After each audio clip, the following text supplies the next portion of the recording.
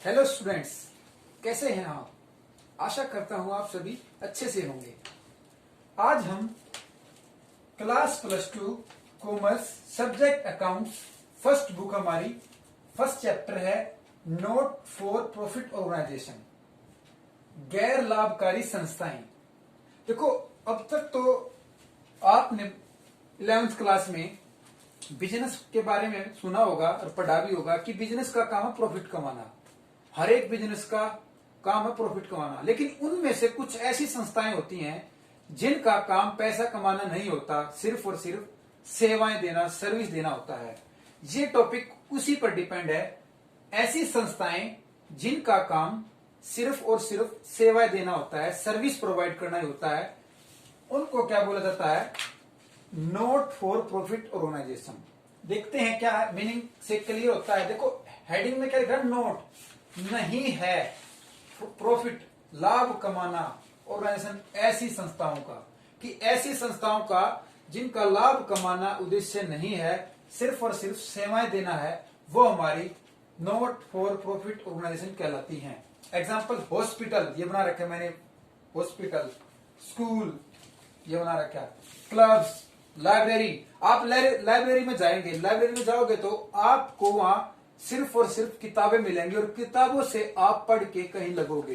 तो लाइब्रेरी हमें क्या सर्विस दे रही है, पैसा नहीं कमा रही है। ठीक है।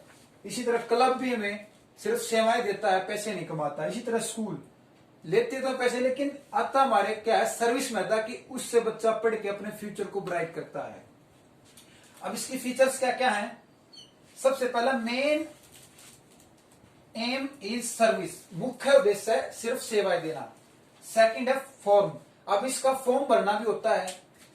सेपरेट एंटिटी, और ऑर्गेनाइजेशन से इसका अलग अस्तित्व होता है, क्योंकि और ऑर्गेनाइजेशन का मतलब तो पैसा कमाना है और उसका क्या मकसद है? सर्विस देना। मेजर सोर्सेज ऑफ इनकम, अब इसकी इनकम कमाने के कौन कौन से सोर्सेज हैं? अकाउंट, इसके कौन कौन से अकाउंट बनेंगे? मेन बात तो ये है कि क्वेश्चन हमारा बोर्ड में 1 नंबर का आता है, मीनिंग बताओ। अभी तक फीचर्स कम आई है। अब मेन हमारी सम इंपोर्टेंस आइटम ऑफ एनपीओ, जो हमारे हर एक एग्जाम में इनमें से एक डेफिनेशन पूछी जाती है। सबसे पहला चंदा, सब्सक्रिप्शन। यह सब्सक्रिप्शन अब पूरे चैप्टर चलेगा, इसको समझना यहीं पर पड़ेगा, नहीं तो आगे दिक्कत आएगी। तो एक बार मैं बता देता हूं कि ये हमारा कौन कौन से अकाउंट में जाएगा, बाद में देखेंगे कि होता क्या है। ये सब्सक्रिप्शन होता है चंदा, ये हमारा रिसिप्ट पेमेंट की डेबिट साइड लिखा होता है। जब भी क्वेश्चन आएगा ये हमारा रिसिप्ट पेमेंट की डेबिट साइड लिखा मिलेगा। और इसी का करंट सब्सक्रिप्शन इनकम, कि अगर ये रिसिप्ट ऑफ पेमेंट का कोई करंट ईयर का, जैसे क्वेश्चन हमारा स्टार्ट होता है 31 मार्च 2020 से, तो अगर क्वेश्चन में रिसिप्ट और पेमेंट की डेबिट साइड में 2020 लिख रखा है, 2020 लिख रखा है, तो वो करंट ईयर का सब्सक्रिप्शन माना जाएगा और वो हमारा इनकम और एक्सपेंडिचर की क्रेडिट साइड में लिखा जाएगा। बस ये बात 1 नंबर में हमारी समझने की बहुत जरूरी है। मैंने जानते हैं आपके गांव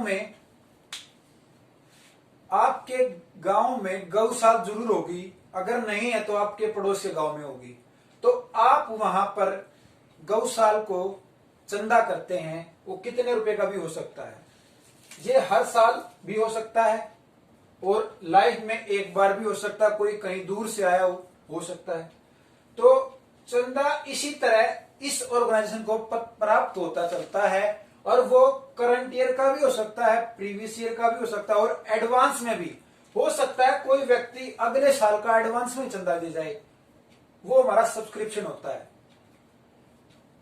हो सकता है आप चंदे को ये मत मान लेना कि जैसे कि कोई भिखारी है अल्लाह के नाम पे दे दे बाबा, वो चंदा नहीं होता। वो अपनी रोजी रोटी कमाने के लिए बोलता है। चंदा होता है किसी भी ऑर्गेनाइजेशन को जाता है जो भी। Life membership, second point, life membership. ये क्वेश्चन तो हर एक पेपर में मिल सकता है आपको। आजीवन सदस्य शुल्क, कि ऐसा ऑर्गेनाइजेशन जिसके हम पूरी उम्र के भागीदार बन जाएं, वो कौन कौन से हो सकते हैं?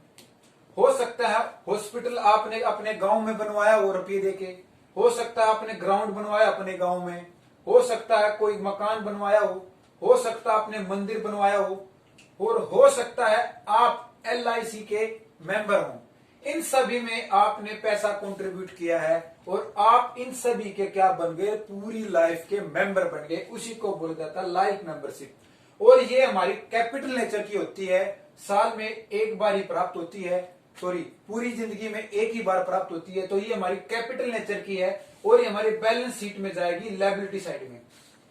ये आगे डिस्कशन होंगे जब इनके अकाउंट बनेंगे। आप सिर्फ एक मीनिंग जानो कि पेपर में 1 नंबर का क्वेश्चन आता है, ठीक है। इसके बाद है एंडोर्समेंट। एंडोर्समेंट का होता है समर्पित निधि, कि ये 2 आदमी मैंने बना रखे हैं, इनमें से ये इसका नाम है राम और ये राम का बेटा है दीपक, ठीक है। अब ये राम का बेटा दीपक है, राम की उम्र थोड़ी सी ओवर एज हो चुकी है, अब वो मरने की कगार पर है।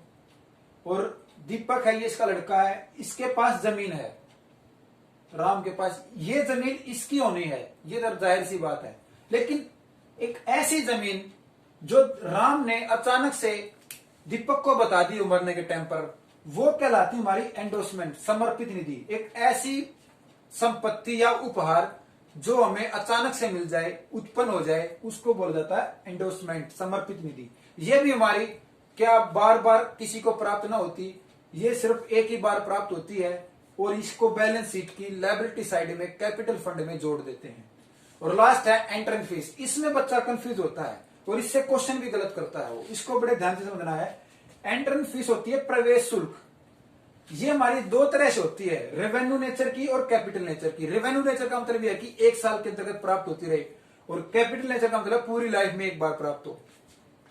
तो रेवेन्यू नेचर की 1 साल में बार बार मिलना, और कैपिटल फंड मतलब पूरी जिंदगी में एक बार मिलना। अब ये पर्सन है, ठीक है, और ये ऑर्गेनाइजेशन है। मैंने इसको पर्सन, ये व्यक्ति है और ये ऑर्गेनाइजेशन है। आप स्कूल में एडमिशन कराते हैं तो एक बच्चा एक ही बार 1 साल में एडमिशन कराता है। इसी तरह जब वो स्कूल में प्रोस्पेक्टस खरीदेगा तो एक बच्चा एक ही बार उस प्रोस्पेक्टस को खरीदेगा।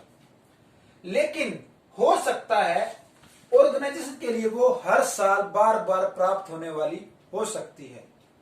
तो मतलब बच्चे के लिए तो कैपिटल नेचर की हुई, क्योंकि उसने एक बार एडमिशन करवाया और फिर वो पढ़ता चला गया। लेकिन ऑर्गेनाइजेशन के पॉइंट से, क्योंकि बच्चे हर साल नए आते हैं, तो बच्चे हर साल नए एडमिशन होंगे, तो उस ऑर्गेनाइजेशन के लिए वो रेवेन्यू नेचर की बन जाएगी। आई दैट क्लियर आप सभी को कि रेवेन्यू नेचर मतलब साल में एक बार प्राप्त होना, कैपिटल नेचर जो बार बार नहीं प्राप्त होके सिर्फ एक ही बार प्राप्त हो। तो बच्चे के लिए वो कैपिटल नेचर की, ऑर्गेनाइजेशन के लिए वो रेवेन्यू नेचर की। मैंने लिख दिया रेवेन्यू जाएगी हमारी इनकम एंड एक्सपेंडिचर में, और कैपिटल जाएगी हमारी बैलेंस शीट की लायबिलिटी साइड में। आई होप आप सभी को इसका मीनिंग, इसके फीचर और सम इंपोर्टेंट आइटम आपको क्लियर है। धन्यवाद।